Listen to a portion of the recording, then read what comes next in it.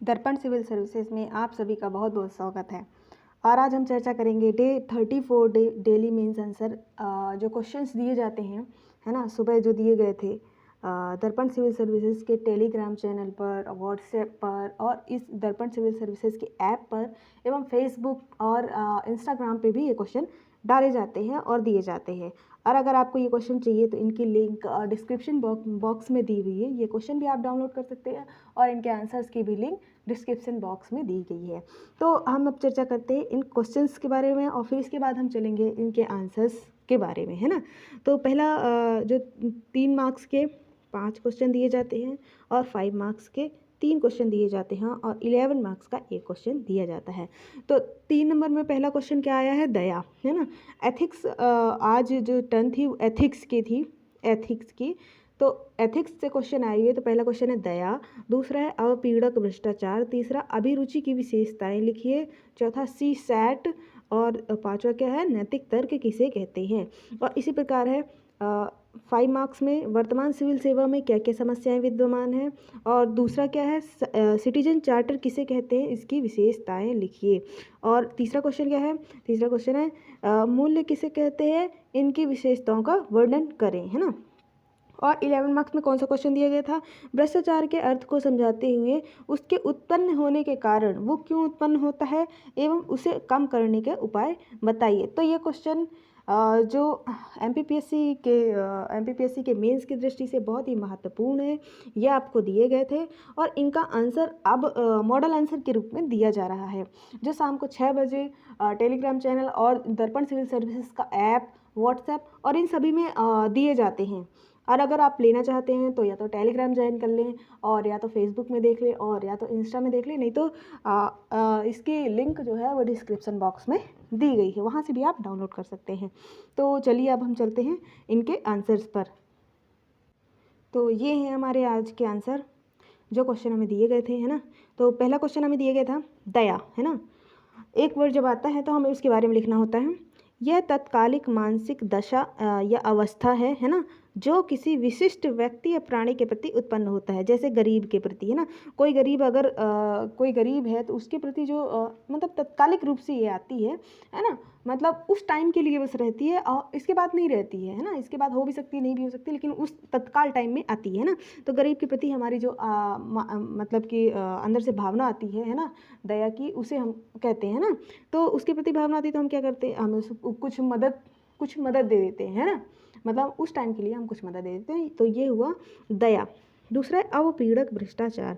अवपीड़क भ्रष्टाचार किसे कहते हैं, अवपीड़क भ्रष्टाचार जिसमें एक व्यक्ति को लाभ होता है, दूसरे को हानि होती है। उदाहरण, राशन कार्ड बनवाने के लिए पैसे लेना। जैसे कि अवपीड़क भ्रष्टाचार वो होता है जिसमें कोई भी, है ना, या तो शासकीय हो अशासकीय हो, कहीं भी, है ना, वो ऐसे लोग से पैसा लेता है जिस मतलब पैसे या फिर कुछ भी लेता है जिससे दूसरे का तो नुकसान होता है लेकिन उसका फ़ायदा होता है। जैसे राशन कार्ड जो बनवाएगा वो गरीब ही होगा, मतलब बीपीएल का बिलो पॉवर्टी लाइन होगा ना।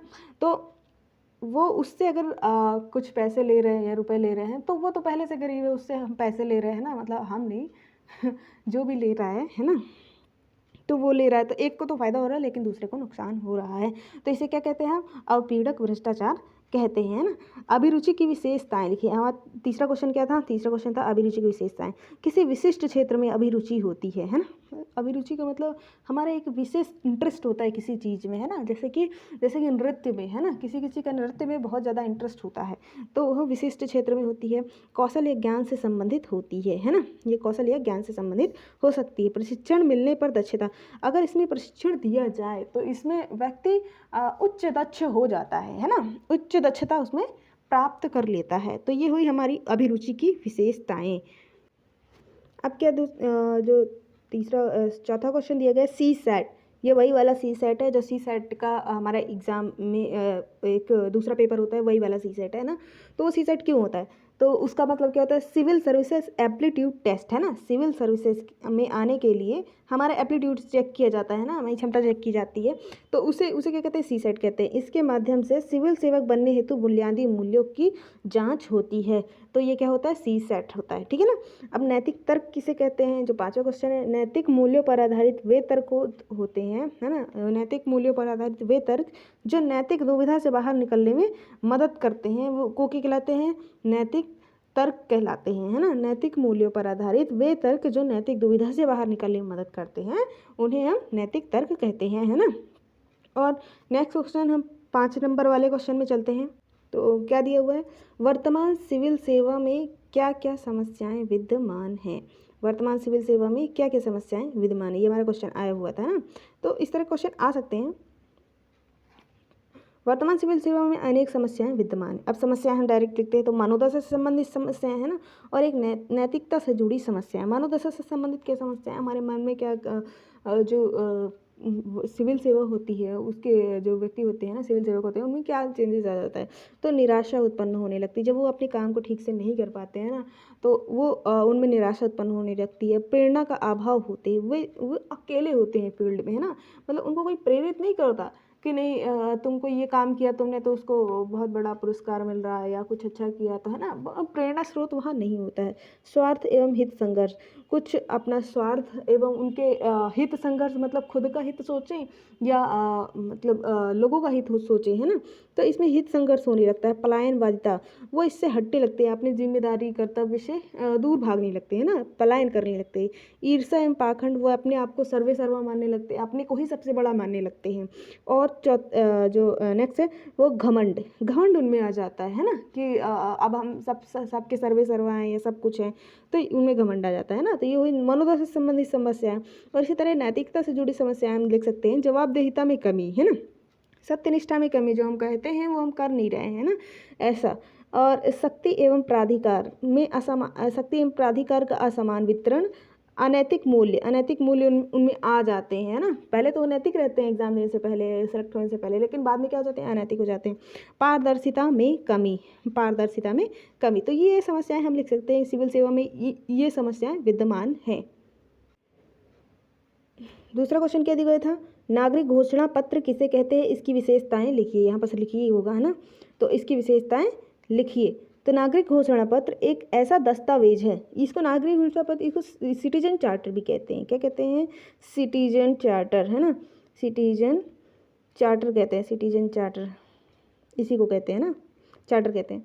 तो नागरिक घोषणा पत्र एक ऐसा दस्तावेज है जिसमें संगठन की सेवाओं, सूचनाओं, पहुंच एवं शिकायत निवारण आदि के बारे में, आदि के संबंध में अपने नागरिकों के प्रति प्रतिबद्धताओं को व्यवस्थित वर्णन होता है। मतलब कि ये वे पत्र होते हैं, वो दस्तावेज होते हैं जो गवर्नमेंट की तरफ से या किसी भी संस्थान की तरफ से जारी किए जाते हैं, जिसमें पूरा ब्यौरा दिया गया होता है कि उसकी सेवाएं क्या होंगी, उसकी सूचना क्या क्या, मतलब क्या क्या सूचनाएं हैं, उस तक कैसे पहुँचा जा सकता है, और उसकी अगर काम पूरा नहीं हो रहा है उससे संबंधित, तो उसकी शिकायत कहाँ, कैसे, कब की जा सकती है ना। तो इसका सबका ब्यौरा होता है। तो वो किसको दिया जाता है, वो नागरिकों के लिए रहता है, कि नागरिक जो है ना उनमें अच्छे से सेवा जो है वो पहुंच पाए, है ना, वो सेवाएं पहुंच पाए, इस लिए वो जारी किए जाते हैं। तो ये हुए हमारे नागरिक घोषणा पत्र। इनकी विशेषताएं क्या होती हैं, तो इसकी विशेषताएं होती है, सेवा का निर्धारण होता है इसमें, है ना, उसमें सेवाएं बताई जाती हैं कि हम ये सेवा देंगे, है ना। दूसरा, मूल्य का निर्धारण होता है, जवाबदेहिता, पारदर्शिता, ये सब फिक्स होती हैं, है ना। पारदर्शिता की स्थापना होती है, उत्तरदायित्व की स्थापना होती है। सेवा के लाभार्थी सुनिश्चित होते हैं, उसमें स्पष्ट रूप से लिखा रहता है कि इस सेवा को कौन कौन ले सकता है, तो जो ले सकता है वही लेगा, सिर्फ उसके लाभार्थी एक फिक्स कर दिए गए हैं ना। और शिकायत तंत्र भी होता है कि अगर उस सेवा का लाभ नहीं मिल पा रहा है या किसी भी वजह से उस तक नहीं पहुंच पा रहे हैं, तो हम शिकायत भी कर सकते हैं, और उसका शिकायत तंत्र भी होता है, उसमें सब लिखा रहता है ना। तो ये होते हैं नागरिक घोषणा पत्र या सिटीजन चार्टर। ये लोकतंत्र की स्थापना के बहुत बड़े माध्यम भी होते हैं, है ना। तीसरा क्वेश्चन क्या था, 5 मार्क्स का, मूल्य किसे कहते हैं, इसकी विशेषताएं लिखिए। मूल्य किसे कहते हैं, इसकी विशेषताएं लिखिए। मूल्य यह व्यक्ति के वे गहरे विश्वास होते हैं। कैसे विश्वास होते हैं, गहरे विश्वास होते हैं, जो व्यक्ति को बताते हैं कि क्या करना उचित है एवं क्या करना अनुचित है। जैसे हमारा किसी चीज़ पे गहरा विश्वास है ना, तो हम उसी विश्वास के आधार पे हम अपना डिसीजन लेंगे, अपना निर्णय लेंगे कि हमें क्या करना उचित लगता है, कि हमें क्या करना अनुचित लगता है ना। तो ये मूल्य होते हैं, सभी के व्यक्तिगत रूप से अलग अलग हो सकते हैं, है ना। जैसे एक मान लो चोर है ना, चोर है तो उसके मूल्य अलग हो सकते हैं, है ना। और एक मान लो मान लीजिए लेखक है, उनके मूल्य अलग हो सकते हैं, है ना। तो ये सभी के व्यक्तिगत रूप से अलग हो सकते हैं। और दूसरा क्या पूछा गया था, इसकी विशेषताएं लिखिए, है ना। मूल्य क्या होते हैं, इसकी विशेषताएं, तो इसमें प्रेरणात्मक तत्व होता है ना। अगर हम अपने मूल्यों के हिसाब से काम करते हैं तो हम प्रेरित होते हैं, हम अंदर से संतोष फील करते हैं, हम और प्रेरित होते हैं ना। सही गलत के निर्धारण में मदद करते हैं, है ना। जहाँ हमारे मूल्य बने होते हैं कि हमें हमारे विश्वास जो ये हैं इनके हिसाब से काम करना है, तो हम सही गलत का अपने हिसाब से निर्धारण कर लेते हैं ना। और सामाजिकरण की प्रक्रिया एवं सही अनुभव से सीखे जाते हैं, या तो सामाजिकरण की प्रक्रिया से सीखे जाएं, है ना। कि समाज द्वारा हम सीख ले रहे हैं कि समाज में ये चल रहा है, तो हमने भी सीख लिया उसी सामाजिकरण की प्रक्रिया से। अनुभव द्वारा, या तो खुद अनुभव करे हो तब सीख जाते हैं ना। अमूर्त होते हैं, मतलब ये दिखाई नहीं देते, है ना। ये दिखाई नहीं देते, सिर्फ विचारों में होते हैं। व्यक्तिगत स्तर पर इसमें विभिन्नताएं हो सकती हैं, मतलब अलग अलग मूल्य हो सकते हैं ना। किसी और के कुछ और हो सकते हैं, हमारे कुछ और हो सकते हैं ना। तो इस तरह से अलग अलग हो सकते हैं। तो ये मूल्य किसे कहते हैं, इसकी विशेषताएं हमने 5 मार्क्स में इस तरह लिखी जा सकती है ना। तो ये हुआ 5 मार्क्स का आंसर। अब नेक्स्ट चलते हैं हम 11 मार्क्स के आंसर पर। भ्रष्टाचार के अर्थ को समझाते हुए इसके उत्पन्न होने के कारण एवं इसको कम करने के उपाय बताइए, है ना। भ्रष्टाचार का अर्थ हमको समझाना है, इसमें क्या क्या चीज़ें दी गई हैं, तो अर्थ को समझाना है, इसके उत्पन्न होने का कारण समझाना है, और इसके कम करने के उपाय बताना है। तो हमें कितनी चीज़ें पूछी गई, 3 चीज़ें पूछी गई। तो हम ये तीनों को ही बराबर वेटेज देते हुए क्या करेंगे, हम इसको डिस्क्राइब करेंगे, है ना। तो जैसा कि पहला लिखा भ्रष्टाचार, है ना। तो भ्रष्टाचार नैतिक आधार पर क्या होता है, किसी व्यक्ति का अपने पद या कर्तव्य से विचलन भ्रष्टाचार है। हमारे जो भी कर्तव्य हैं अगर हम उससे नहीं करते हैं या उससे विचलित होते हैं तो ये क्या हम भ्रष्टाचार होते हैं। जैसे कि मान लीजिए स्टूडेंट है ना, जैसे हम और आप, हमारा कर्तव्य क्या है, पढ़ाई करना, है ना। हमारा पढ़ाई करना कर्तव्य, लेकिन अगर हम पढ़ाई नहीं करते हैं, उससे विचलित हो जाते हैं, तो हम क्या कर रहे हैं, हम अपने आप से भ्रष्टाचार कर रहे हैं। तो ये तो हुआ नैतिक आधार पर। लेकिन वैधानिक आधार पर क्या होता है, वैधानिक आधार पर ये होता है कि किसी व्यक्ति या शासकीय सेवक द्वारा अपने सार्वजनिक पद है, स्थिति, अधिकार का दुरुपयोग करते हुए किसी प्रकार का लाभ प्राप्त करना है। अगर कोई भी शासकीय सेवक जो किसी पद पर है, वो अपनी पद की वजह से मतलब अपने पद में रहते हुए अगर कोई लाभ उठाता है ना, अनैतिक लाभ उठाता है, जो उसके उस पे नहीं है, क्षेत्राधिकार में नहीं है, फिर भी वो लाभ उठा रहा है ना, तो उसे क्या कहेंगे, उसे भ्रष्टाचार कहेंगे। ये वैधानिक आधार पर हो गया।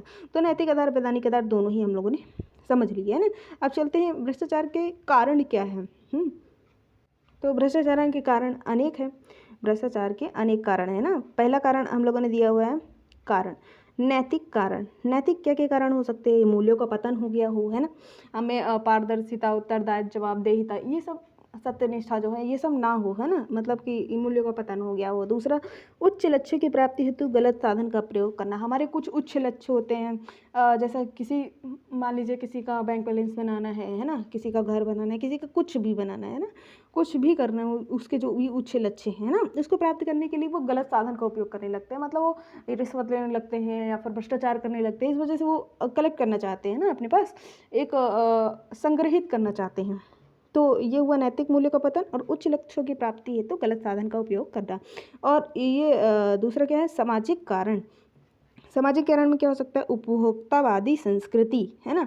उपभोक्तावादी संस्कृति, हम अपनी आवश्यकताओं से अधिक उपभोग करने के लिए आज संस्कृति आजकल हो गई है ना। तो उपभोक्तावादी संस्कृति। दूसरा, भ्रष्टाचार को मौन स्वीकृति, है ना। मौन स्वीकृति मतलब समाज में पहले से ही पता है कि हाँ, अगर मतलब ये है सरकारी मतलब शासकीय सेवा में है तो भ्रष्टाचार तो होता ही होगा। मतलब ऊपर का पैसा, जो बोलते हैं ना ऊपर पट्टी कमाना, है ना। तो वो उसको तो समाज ऐसे ही बोलता है कि ऊपर पट्टी कमाई कितनी होती है, ये सब मतलब समाज में खुद ही पूछते हैं लोग, है ना।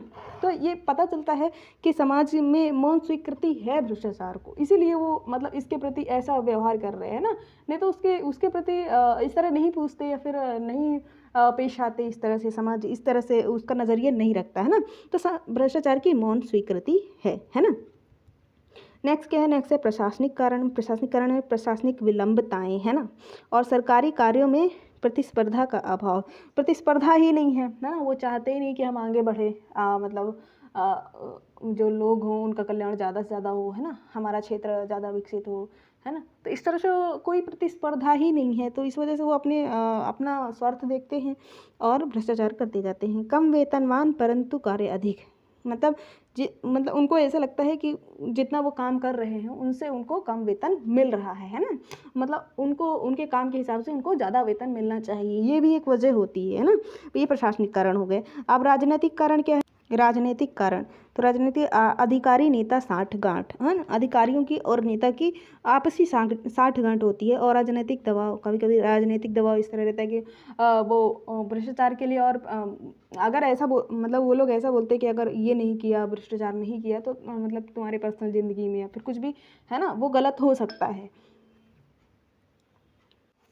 तो ये हमारे हो गए कारण। अब हम इनके क्या करेंगे, कम करने के उपाय। जो हमारा तीसरी चीज़ पूछी गई थी, भ्रष्टाचार के कम करने के उपाय। तो कम करने के उपाय क्या हैं, संवैधानिक उपाय है, संस्थागत उपाय है और सामाजिक उपाय हो सकते हैं। 3 प्रकार के उपाय हो सकते हैं। पहला क्या है, पहला संवैधानिक उपाय में क्या बताते हैं हम, जो उसके लिए विधि कानून बनी हुई है हम उसका वर्णन करते हैं ना। तो भ्रष्टाचार निवारण अधिनियम 1988, है ना, पहला तो यही हो गया। दूसरा है बेनामी संपत्ति जब्ती अधिनियम 2014। तीसरा क्या हुआ, विसल ब्लोअर संरक्षण अधिनियम 2014 में आया था। और आरटीआई अधिनियम 2005, है ना। तो ये संविधिक हो गए, संवैधानिक हो गए, सॉरी। और संस्थागत क्या हो गए, लोकपाल, लोकायुक्त, सीवीसी, सीबीआई, राज्य सतर्कता आयुक्त, जो आजकल सबसे ज़्यादा एक्टिव रहते हैं ना, लोकपाल, लोकायुक्त, सीवीसी, सीबीआई, है ना। तो ये होते हैं संस्थागत। अब सामाजिक वाले में क्या होता है, सामाजिक लेखांकन। सामाजिक लेखांकन होता है नागरिक घोषणा पत्र, जो अपन ने अभी देखा, सिटीजन चार्टर जो 5 नंबर के क्वेश्चन में अभी देखा है। मीडिया, मीडिया भी भ्रष्टाचार को बाहर लाती है ना। सिविल सोसाइटी, है ना, ये भी भ्रष्टाचार को कम करने के उपाय है, ये सामाजिक उपाय हो गए, है ना, जो लोगों से जुड़े होते हैं। तो ये हमारे हो गए उपाय।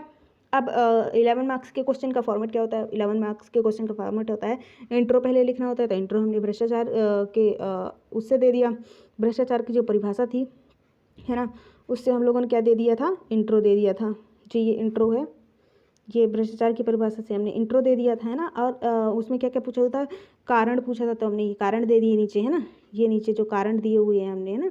और फिर क्या पूछा था, फिर पूछा था कम करने के उपाय। तो कम करने के उपाय हम लोगों ने ये दे दिया, है ना। अब इसके बाद क्या लिखना होता है, इसके बाद लिखना होता है कंक्लूज़न, है ना। तो कंक्लूज़न हम कितने लगभग 10-20 शब्दों में लिखते हैं, है ना, लगभग 2 या 3 लाइन में, 2 या 1.5 लाइन में लिख सकते हैं ना। तो इसमें क्या लिखा गया, अतः भ्रष्टाचार को उपरोक्त उपायों से एवं लोगों में भ्रष्टाचार के प्रति जागरूकता पैदा कर भ्रष्टाचार की चेन को तोड़ा जा सकता है ना। मतलब जो चेन चलती आ रही है कि भ्रष्टाचार ये भी कर रहा है वो भी कर रहा है ना, पूरे सिस्टम में ऊपर से नीचे तक भ्रष्टाचार है। तो हम लोगों में जागरूकता लाएं कि वो देंगे ही नहीं, भ्रष्टाचार करेंगे, मतलब वो खुद ही नहीं देंगे रिश्वत, तो वो भ्रष्टाचार कैसे होगा, है ना। तो जागरूकता लाई जा सकती है, जो समाज में मौन स्वीकृति बनी हुई है भ्रष्टाचार के प्रति, उसको तोड़ करके हम इसे क्या कर सकते हैं, भ्रष्टाचार को ख़त्म कर सकते हैं, कम कर सकते हैं, है ना। तो इस तरह से हमने क्या दे दिया, कंक्लूज़न दे दिया। तो ये हमारा पूरा होता है आज के सभी क्वेश्चन आंसर, है ना। तो ये आज के सारी क्वेश्चन इसी सीरीज़ के अंतर्गत पहले भी डे 31, डे 32, डे 33, इन सभी डेज़ के क्वेश्चन आंसर के डिस्कशन के वीडियो पहले ही डाले जा चुके हैं। अगर आपने उनको नहीं देखा तो उन्हें छोड़िए मत, उनको मस्ट बी वॉच, है ना, उसको देखना ही है, ताकि आपकी तैयारी अच्छे से चलती रहे। और आपको एक्स्ट्रा ज़रूर मिलेगा, जो ये लिखा है ना, मॉडल आंसर जो भी लिखे हैं उनसे ज़्यादा ही मिलेगा वीडियो में, है ना। कहीं कहीं एग्जाम्पल होते हैं, कहीं कहीं समझाना होता है, तो थोड़ा ज़्यादा ही हो जाता है। तो आपको फ़ायदा ज़रूर मिलेगा, और आपको मतलब MPPSC की तैयारी में बहुत हेल्प मिलेगी इन सब से। और अगर आप हमारे टेलीग्राम चैनल से जुड़ना चाहते हैं, है ना, टेलीग्राम से जुड़ना चाहते हैं, तो नीचे टेलीग्राम की लिंक दी हुई है ना। ऐप भी इंस्टॉल कर सकते हैं ना, वहाँ भी मेंस के क्वेश्चन भी दिए जाते हैं, प्री के क्वेश्चन भी दिए जाते हैं, है ना। तो ये मेंस प्री की दोनों होती रहेगी। अगर आप हमारे दर्पण सिविल सर्विसेज की टेस्ट सीरीज ज्वाइन करना चाहते हैं तो वो भी ज्वाइन कर सकते हैं। और अगर आप फाउंडेशन कोर्स लेना चाहते हैं तो वो भी अवेलेबल है। तो ये सभी अवेलेबल है, और आप जब ज्वाइन करना चाहते हैं तो आप कांटेक्ट करें दर्पण सिविल सर्विसेज से। धन्यवाद। आज का ये समाप्त करते हैं और फिर मिलते हैं 35 डेज़ के मेंस क्वेश्चन आंसर्स के साथ।